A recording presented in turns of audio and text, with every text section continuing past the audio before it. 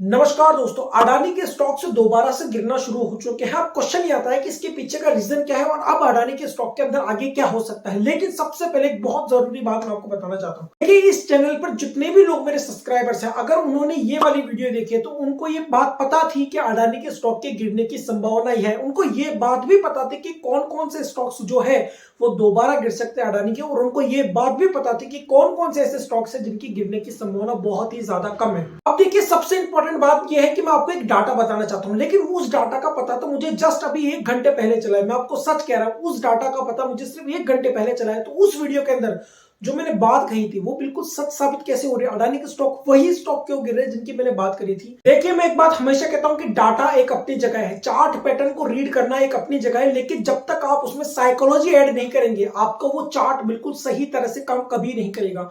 मैंने एक सिंपल सी बात कही थी उस वीडियो के अंदर, जिन लोगों ने उस वीडियो को देखी है। बाकी अगर आप देखना चाहते हो उस वीडियो को, लिंक आपको डिस्क्रिप्शन में मिल जाएगा। मैंने एक सिंपल सी बात कही थी कि जिन स्टॉक्स में खरीदने का मौका मिल रहा है लोगों को, उनमें गिरने की संभावना बहुत ज्यादा है।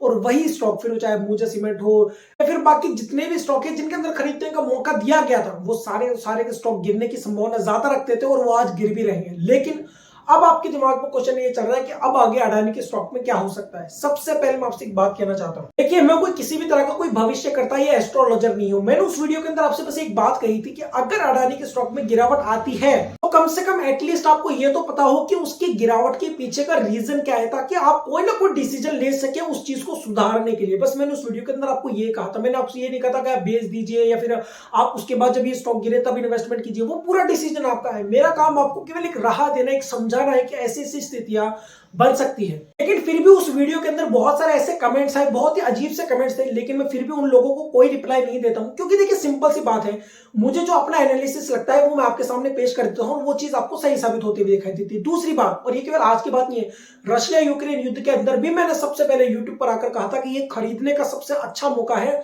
कोरोना के बाद ही एक ऐसी गिरावट आई है जिसके अंदर आप खरीद सकते हैं। इसके बाद ऐसी कोई गिरावट आपको नहीं देखने को मिली, और वैसा क्या वैसा आपको देखने को मिला। और उस वीडियो को बनाने के बाद स्टॉक मार्केट बहुत तेजी से ऊपर गया। लेकिन चलिए अब हम टू दी पॉइंट वापस आते हैं। हम बात करते हैं अडानी के केस के अंदर अब क्या हो सकता है। तो देखिए, मुझे क्या लगता है, बहुत ध्यान से सुनिएगा, केयरफुली तरीके से सुनिएगा, उसके बाद अपना डिसीजन बनाइएगा आपको करना है या नहीं करना। मुझे लगता है कि अडानी के स्टॉक यहां से बहुत तेज गति से ऊपर जाने वाले हैं। लेकिन मैंने जब ये बात कही है तो ये इस हफ्ते की नहीं है। जरूरी नहीं है कि आज से शुरू हो सकता है इसमें 3-4 दिन ज्यादा लग जाए। लेकिन मुझे जिस बात की संभावना जो दिखाई दे रही है वो मैं आपको बता देता हूँ, उसका लॉजिक क्या है उसके पीछे। तो देखिए, सबसे पहले मैं आपको डाटा बता देता हूँ। अभी हाल ही में म्यूचुअल फंड का डाटा जो है मुझे मिला है, उसके अकॉर्डिंग इसमें बताया गया कि बहुत सारे ऐसे म्यूचुअल फंड है जिन्होंने अपनी पोजीशंस को हल्का कर दिया है अडानी ग्रुप से। कई ऐसे म्यूचुअल फंड है जिन्होंने तो अपने पूरा का पूरा स्टेक ही बेच दिया अडानी ग्रुप का। और कुछ ऐसे स्टॉक जो चुनिंदा जो म्यूचुअल फंड है जिनका नाम भी आप जानते हैं, कोटक जैसे हुआ, उन्होंने अपनी बहुत बड़ी हिस्सेदारी जो अडानी ग्रुप के अंदर थी, किसी ने 10% बेच दिया, किसी ने 15% बेच दिया, किसी ने 19% बेच दिया। इस तरह की हिस्सेदारी जो है अडानी ग्रुप से खाली कर दिया। अब देखिए, जैसा कि मैंने कहा कि ये डाटा तो मुझे अभी मिला है। मुझे ये बात कैसे पता थी कि उस समय जब मैंने वीडियो बनाई थी कि ये स्टॉक इस वजह से गिर सकते हैं। तो देखिए, जो न्यूज है वो आपके पास हमेशा बाद में आएगी, डाटा हमेशा आपके पास बाद में आएगा। लेकिन जब आप साइकोलॉजी ऐड करोगे तो, और वो स्टॉक जब गिर रहे होंगे तो आपको एटलीस्ट पता होगा कि यार इसके पीछे का गिरने का रीजन ये हो सकता है। और जैसे आपके पास डाटा आएगा, चीजें समझ में आएगी, तो आपको पता चल जाएगी कि वो जो चीज आपको दिखाई दे रही थी उसका डाटा ये था, उसके पीछे का रीजन ये था। फिर वो चाहे जो भी कारण हो, वो कहीं ना कहीं घूम फिर के आपके सामने आ ही जाएगा। इसी तरह एक चीज और निकल कर आ रही है कि अडानी के जो कई डील्स जो है वो कहीं ना कहीं रिजेक्ट होती हुई दिखाई दे रही है, किसी के अंदर उनको पैसा नहीं मिल रहा, बहुत सारी चीजें निकल कर आ रही है सामने। देखिए, लेकिन मैं आपसे एक बात कहता हूं कि आगे क्या होने वाला है उसकी संभावना मैं आपको बता दूं। मुझे लगता है कि अडानी के स्टॉक बहुत तेजी से ऊपर जाने वाला है। देखिए, जब भी स्टॉक मार्केट के अंदर कोई बुरी खबर आती है किसी ग्रुप के लिए या किसी स्टॉक के लिए, खासतौर पर इस सिचुएशन में जब वो स्टॉक पहले ही नीचे गिर चुका है, तो सिंपल सा रीजन ये है कि वो स्टॉक वापस से ऊपर जाने की संभावना रखते हैं। क्योंकि इसका मतलब क्या है, जब कोई बुरी नेगेटिव खराब खबर आती है और उसके बाद वो स्टॉक नीचे जा रहे होते हैं, तो अब लोगों की हिम्मत नहीं होती। क्योंकि आपने देखा है कि कई ऐसे स्टॉक है जो अभी 10-15 दिन के अंदर ही बहुत तेजी से ऊपर आ चुके हैं। अब जब बहुत तेजी से ऊपर आ चुके हैं तो लोगों में बहुत ज्यादा एक्साइटमेंट हो गया है कि यार अडानी के स्टॉक तो वापस उतनी ही रफ्तार से ऊपर जाएंगे, ये हो जाएगा, इतना मुनाफा मिलेगा, इतना पैसा मिलेगा, फलाना दिखाना, बहुत सारी चीजें।